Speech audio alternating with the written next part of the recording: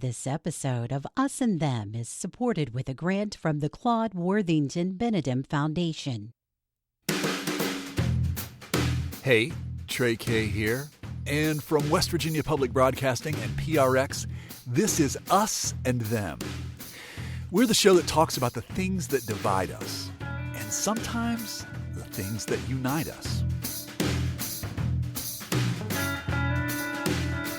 Since the onset of the pandemic, we've talked to people about how life is different. The coronavirus affects us all, but not all equally. Essential workers in hospitals and grocery stores know best what life is like behind a mask and gown and gloves. Childcare workers are also on the essential list. For those with kids, childcare providers make work possible. But COVID has turned the childcare business upside down with new requirements and regulations to keep kids and employees safe. Those new health and safety requirements mean increased costs at a time when there are fewer kids. Not good for the bottom line. But parents, especially those with frontline essential jobs, need a place for their children.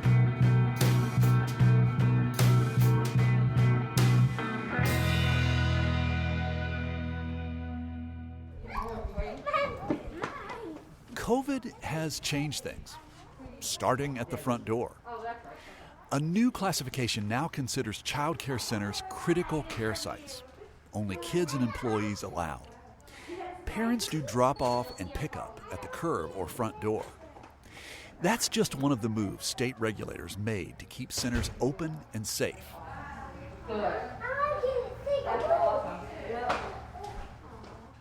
Lisa Ertl directs early care and education for the State Department of Health and Human Resources. She says they've learned a lot in an effort to keep things open.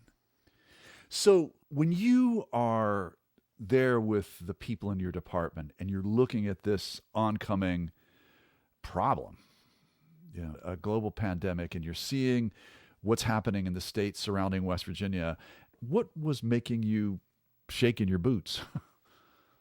Worst case scenarios for us was looking at what was happening in other countries and in the United States. It was inevitable that it was going to eventually reach and affect West Virginia. And what is at stake if childcare is impacted, if it's closed? Childcare is a workforce foundation. Without childcare, folks can't go to work. Folks might lose their jobs. Businesses are affected. The economy is affected, everything. There was a 2018 report done by Ready Nation that studied the economic impact of insufficient childcare. And they estimated that it was about $57 billion in earnings and tax revenues were going to be lost at the time. So if you think about that big of an impact on inadequate childcare back in 2018, and you fast forward to 2020 when this pandemic comes, then it's this perfect storm. If parents can't work and feel comfortable with sending their children to a child care program, then it doesn't lead to a very productive workforce. Lisa Ertl says she and her staff are helping child care centers navigate increased requirements to stay open for business. She says access to licensed quality care was a challenge, even before the pandemic. Can the lack of reliable child care create an us and them divide in a society? It could. What happens is either those that are able to pay more for quality care, or they have an easier access to that quality care. We have an awful lot of rural communities that have just a handful, if that many, just a few child care licensed or registered child care providers. So what happens oftentimes is somebody will pay their next door neighbor to babysit. It's not regulated, it's not licensed, there's no oversight. So we don't know the quality of care that child might be getting. Why is it especially problematic in rural areas? You might be living in a rural area and you don't have the number of children you need to sustain your business, for example. So it's not financially feasible for them to do that. Safe, reliable childcare plays an essential role in creating the workforce. It gives adults a way to work and know that their children are at childcare or at school. How much has the essential nature of childcare been kind of invisible in the past? Unless you are a parent or a guardian in need of childcare, or you are somehow involved in a child's life and understand that need for childcare, it's not something that's readily on other people's radar. It's a nice service, and folks assume that there's plenty of care available. But that's not the case. There's not plenty of child care available. How much has this pandemic helped bring this issue into the spotlight?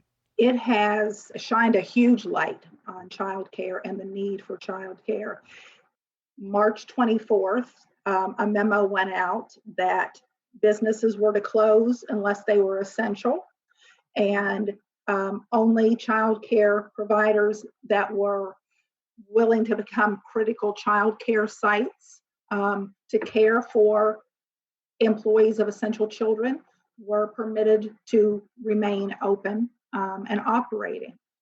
With that came a lot of requirements. So their costs have increased while they are not operating on full capacity. So it's been extremely difficult for them that way. So if I understand this right, the reason that you want to keep this open is that childcare is essential to make the West Virginia workforce. And so the pandemic, it is going to end. And when it ends, we want to have childcare facilities that we could step back into so that people can get back into the economic workforce. That's right. Childcare was available when things were quote unquote normal. We want to have it still available when we do finally reach that quote unquote normal again.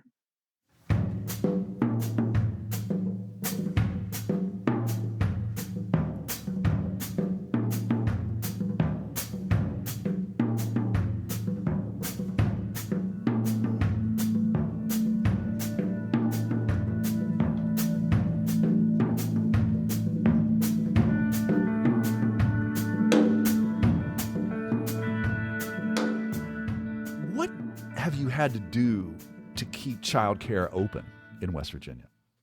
We have conducted a couple of surveys with child care providers to see initially what they needed, and then one that we did a couple months ago to see what they needed at 6 months into the pandemic.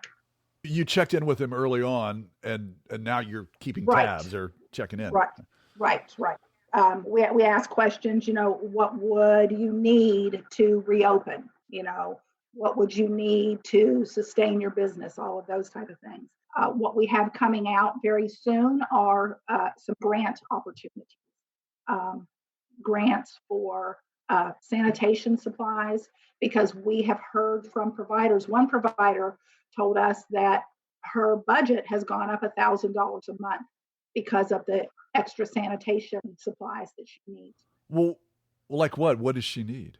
Wipes, masks, cleaning supplies, all of those type of things that you think about when we talk about sanitation. What were the most important steps at first to ensure that childcare could stay open? The first steps were to make sure that currently operating family care centers continued to meet health and safety requirements.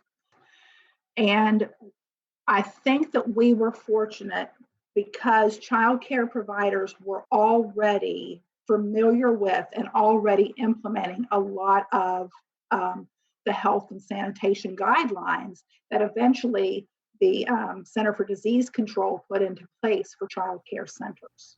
You had basically, as you said, general standards for cleanliness, making sure that people were sanitary. But the COVID pandemic really kind of was making a very different and more stringent and specific. Oh, absolutely. Absolutely. Yes. The child care providers were familiar with sanitation, what they needed to do, but working with our local health departments, we were able to make sure that those CDC guidelines with social distancing, with wearing masks, with diaper changing, all of those things that you think of when you think of childcare were being implemented appropriately. Child care providers had to develop a system with the children checking in the morning, getting their temperatures taken, certain questions being asked to make sure that they had not been somehow exposed, all of that. I feel like just about everybody who I've interviewed, from school teachers to physicians to healthcare workers to people who work in recovery, that this was a time where it just seemed like everybody was improvising. Were you improvising? Truth be told, yes, we improvised, but like I said, child care providers still had that background of health and safety. They knew that they needed to sanitize. They knew that they needed to do all of those kind of things. But we didn't have all the information as this emerged in March. So we did work, like I said, very closely with the local health departments to make sure that as more information came available, we shared that with child care providers. Protocol was written on those CDC guidelines, all of that, and we made sure that child care providers were supported as they implemented those things. So we had to kind of on the fly almost develop a whole new child care system. That new system happened fast. Just days after the coronavirus became a national health emergency, the state announced that child care centers could only stay open if they became a critical care site. We tried to make it as simple as possible, but get the information that we needed. There's a form that's filled out, and we need to make sure on that form that anybody working in the center has had their criminal background checks, that they've been checked for adult and child protective services, that they've been checked for the sex offender registry, that the fire marshal has approved their location, that the health department has approved their location and their nutrition schedules, those type of things. So those were some of the basic things that we needed to make sure that was met. In addition, as I said, we worked very closely with the Office of Environmental Protection, with the health departments to develop, developed a checklist of the CDC guidelines to make sure that centers and family child care homes were implementing those safety procedures related to the CDC guidelines. So all of that had to be filled out and submitted before they could become a critical care site. The ones that are open now, are they all critical care certified? Yes, you still have to register as a critical care site if you want to open. You've mentioned that in the early days of the pandemic, that only 40% of the child care facilities in the state were open. What happens if you were in a region where your child care facility was not a critical site and you had no option? That through the whole pandemic has been a very real struggle for parents. Even now, we get phone calls from parents that said, I have tried to find childcare in my area and I can't. But what we have found is that we need to be able to allow businesses or entities to open up what we call a pop-up site. A pop-up site? Yes. It's childcare that kind of just pops up. It's a temporary site that still meets health and safety guidelines, still meets child care regulatory guidelines, but they were able to be open very quickly to help meet that need when those other child care providers were closed. As I'm thinking about these pop-up sites, it almost, to me, I think back of, the World War II effort where, people were making victory gardens and saving their metal and all that stuff. It seems like in many ways, maybe that's the way some people are seeing it, is that this is a way to kind of help us all get through this. Exactly. And what has been the good thing about these family child care folks becoming pop-up sites, they're finding that they love it, so they are inquiring about how to do it permanently. So we're able to get them registered to become permanent providers as well. So when the pandemic's over, their pop-up site won't go away. They will be able to do it full time. So, which is awesome.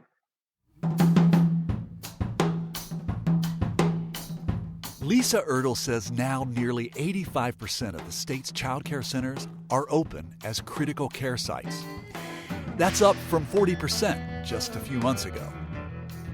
Coming up after a break, I wonder what this all looks like from the other side. How are directors of child care centers staying afloat with all these new restrictions? And what about parents? Are they re-enrolling their kids? You're listening to Us and Them. This program is supported in part by the West Virginia Humanities Council and the CRC Foundation. This episode is supported with a grant from the Claude Worthington Benedum Foundation.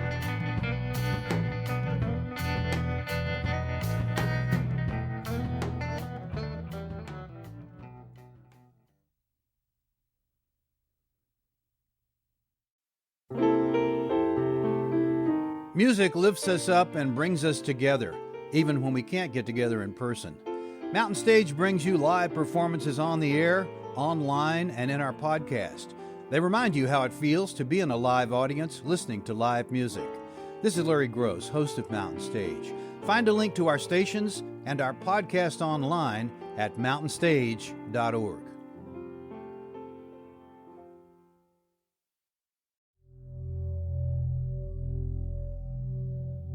Hey, Trey here, and you're listening to Us and Them from PRX and West Virginia Public Broadcasting. Talking with Lisa Ertl, who directs early care and education for West Virginia, gives me a sense of the guidelines they've created to help child care centers open back up. But I was curious, how is it actually working? To help me answer that question, my colleague, Kyle Vass, visited the Children's Place in Huntington, West Virginia. It's functioning as a critical care site. Children's Place is a one-story octagon of a building with brick walls and a brown tin roof. It looks more like a church or a visitor center from the 70s than an actual school. Hello. Good afternoon. Hi, I was here. Is Gretchen here? I was here to record for West Virginia Public Broadcasting. I'm with Public Radio. Oh, okay. One of my favorite radio stations. That's where my car radio is all the time. The administrative assistant opens the door, letting me into the atrium, where bright orange walls and colored rugs welcome 75 kids every day. This child care center is home to a preschool and a kindergarten, but it's also a daycare that takes in infants from just 6 weeks old. A red line across the floor keeps me from walking past the entrance of the center, while the decor screams, "Children welcome." It also looks a lot smaller than it used to. Hi, Gretchen. Hi. It feels really weird being here. Doesn't it feel weird? Yeah. Have you? I mean, I'm sure you get this all the time. Like people have come back here. Oh, gosh, yes. Oh, yeah, and they just kind of look around and go, it looked a lot bigger when I was here. Gretchen Palmer was my kindergarten teacher when I went to school here an undisclosed number of years ago. Gretchen Palmer. I'm the director of Children's Place. Gretchen says managing a preschool / daycare / kindergarten is already stressful under normal conditions. But during COVID, It's very stressful because you have 75 little lives on the line. Now, we have, when we take temps in the morning, I have sent kids who have like a 99. It's not really a fever, but it's questionable.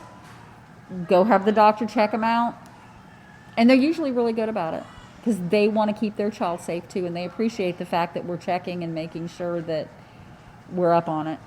And then the doctor will look them over, and they can come back if I have a note from the doctor that says it's an ear infection. They'd probably be more frustrated if it was their own boss telling them they had to go home as opposed to their child. Absolutely. And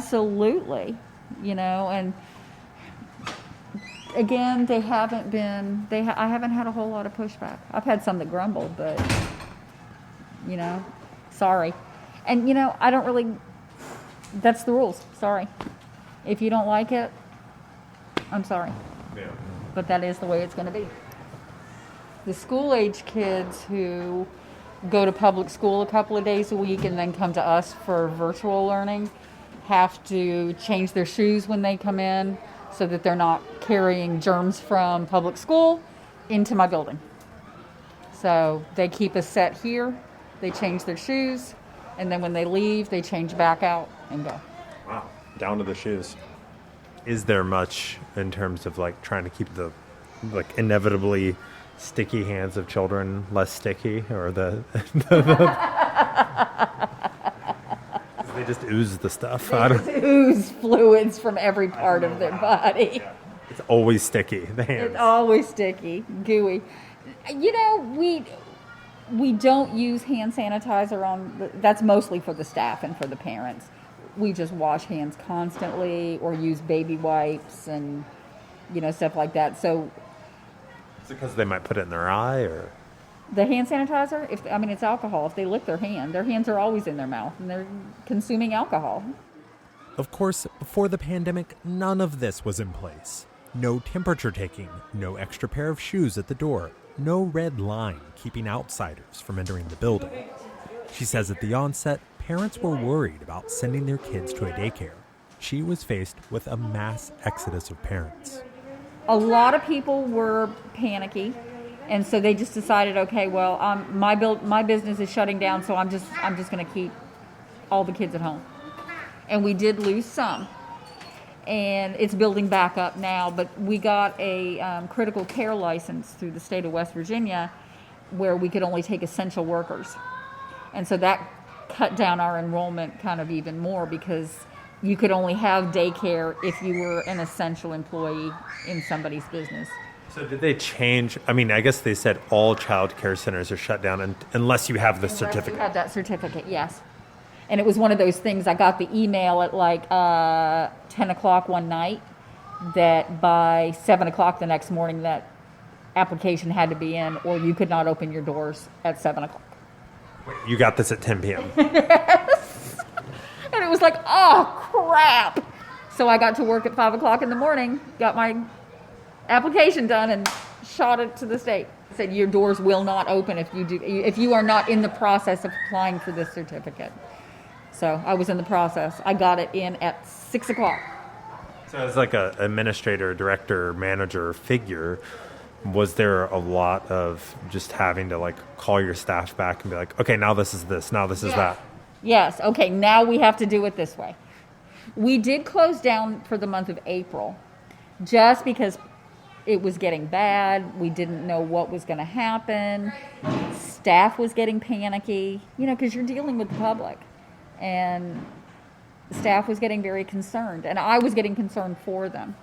So talking with the board, we decided that we would shut down for the month of April. And then we started back up in May. And that just kind of gave us all a chance to regroup and kind of get ourselves together personally. And then we could come back and do our job. Gretchen says she used that month to develop policies. She knew when the school reopened, there'd be a learning curve for new protocols inside the building. But she feels the need, to this day, to keep an ear out for what her staff is up to outside the building as well.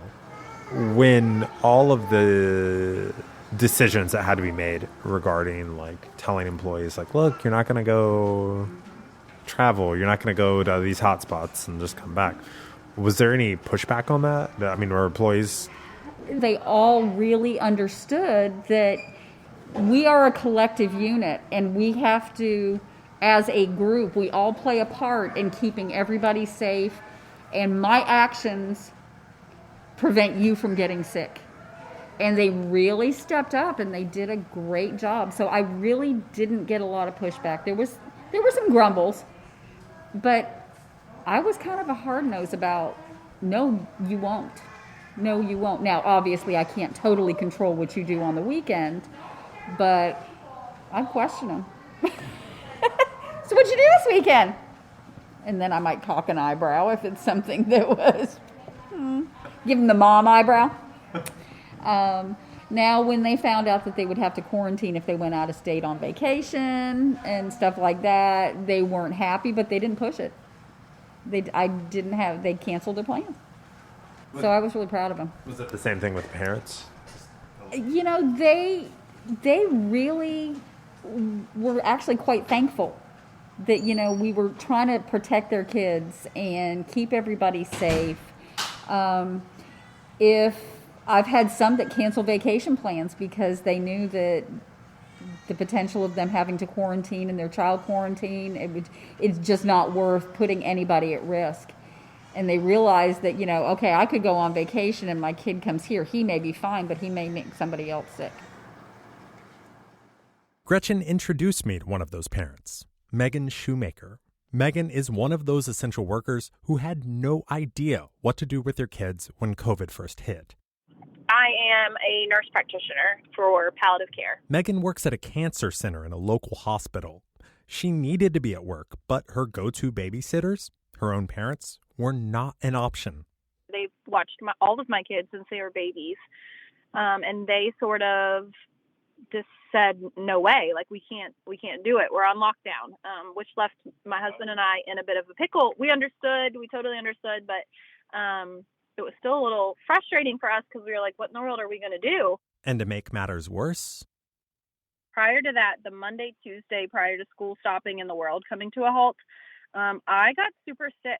So I found right when COVID hit that I had this huge disappointment in the healthcare system because I was the sickest I'd ever been. I had a negative flu test, and I couldn't get anybody to take care of me.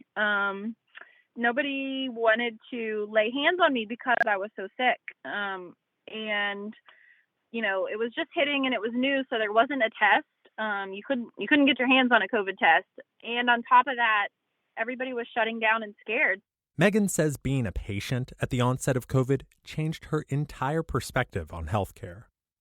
So they didn't want somebody who was symptomatic even walking into their office. It was horribly sad for me, and I think a lot of that was because I'm a healthcare worker. I know these people on some level. These are my coworkers, my colleagues. These are people that do what I do, and yet I can't get good care. And that was really shocking to me. I'd just never seen healthcare through those eyes before. I was in it to take care of people, and when it was me being the person, I really felt let down by the system, if I'm being honest. As a healthcare worker, Megan was high risk for COVID, but despite her connections at the hospital, she says she still felt very alone.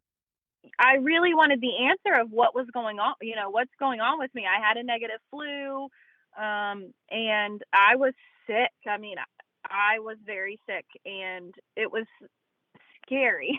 And so I think the fear of it all and not being able to really sort of convince somebody that I needed an office visit, I needed to be seen, was traumatic in its own way for me, because it really shook up my view of what the healthcare system was really all about.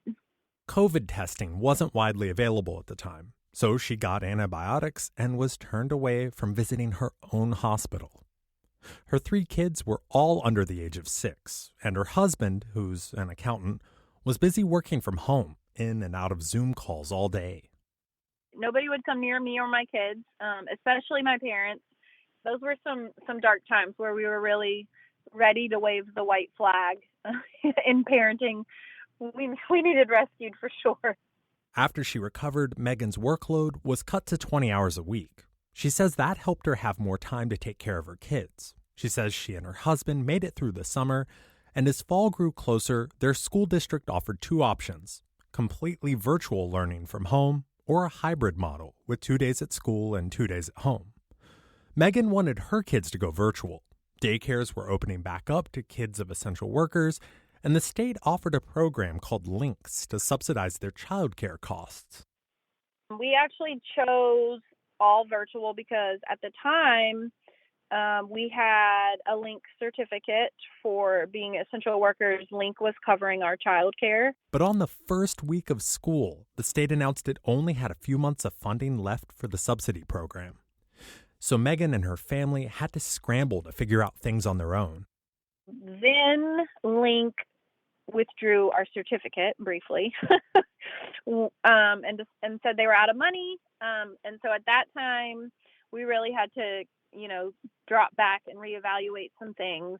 And what we decided to do was switch to the blended program. Megan's kids would go to school in person for 2 days a week, do 2 days virtually at home, and have 1 day off.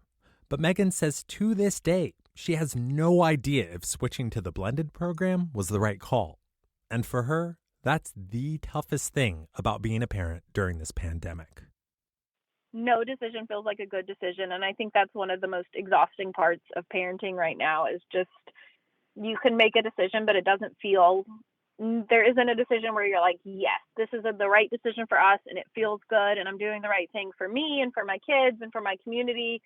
I don't know that anybody can say right now like that they really can sit with the decision they've made and feel good about it. I think there's just too many factors at play. We just have to do the best we can do.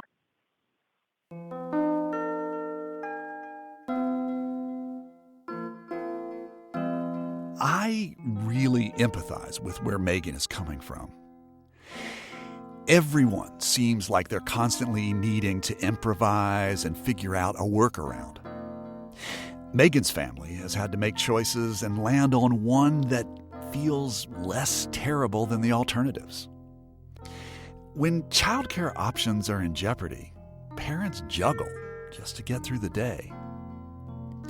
When the pandemic started, we all had to scramble to figure out the best way to survive. We cleared out stores, stocking up on food. We bought cleaning supplies in bulk. The us and them divides across America are showing. We differ on which experts to trust. We have a range of approaches to keep ourselves safe. But despite those differences, we all need to make these tough decisions. Choices that we aren't certain about. The kind that, at best, often lead to more questions than answers.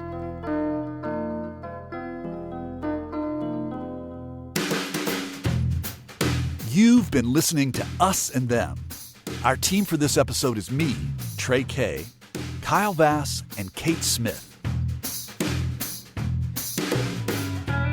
Michael Lipton and Tristam Lozow wrote and performed the Us and Them show music. Mark Lerner designed our logo. Lelena Price provides us with images for the web. The marvelous people at PRX and West Virginia Public Broadcasting make Us and Them possible. So do grants from the Corporation for Public Broadcasting, the West Virginia Humanities Council, and the CRC Foundation. This episode is supported with a grant from the Claude Worthington Benedum Foundation. Us and Them was originally developed with assistance from the mentorship program at AIR, the Association of Independents in Radio. We'll see you next time on Us and Them. Support for this podcast comes from the Corporation for Public Broadcasting.